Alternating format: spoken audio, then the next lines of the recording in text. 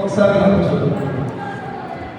ప్రభు హస్తము అతనికి తోడై ఉండెను. ఆ సంగతులను గురించి వినిన వారందరూ ఈ బిడ్డ ఎలాంటి వాడు, ఈ బిడ్డ అంటాడు, ఇందాక బిడ్డ అంటాడు, ద్రాక్షరసం కొట్టకుండా అపవిత్రమైన పనులు చేయకుండా పిల్లలు భయంతో భక్తితో పెంచితే 40 సంవత్సరాల బానిసత్వం నుండి తన ప్రజలకు విడిపించగలిగిన బలశూరుడు సింహం పరుగుతో. మరి ఈ పెట్టేటువంటి వాడు చెప్పారా, తల్లి గర్భంలోని పరిశుద్ధాత్మతో నిండుకుని వాడు.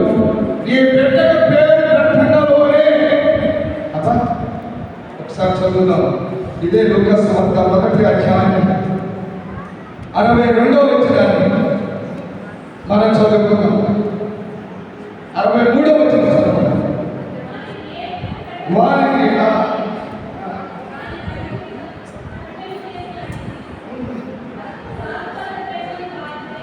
అతడు రాజమరగతమని అతని పేరు యోహానుని రాసెను.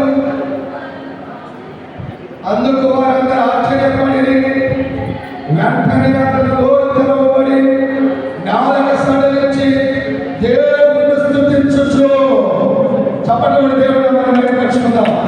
కొడుకు పేరు గ్రంథంలోని అన్ని నాలుక సడలించింది, మాటలను మొదలుపెట్టింది. క్రీస్తునందు ప్రియమైన వాడు మన కొడుకు పేరు మన నోరు ముగిస్తుందా, నాలుగు సడలిస్తుందా? మనం మాట చెప్పనా,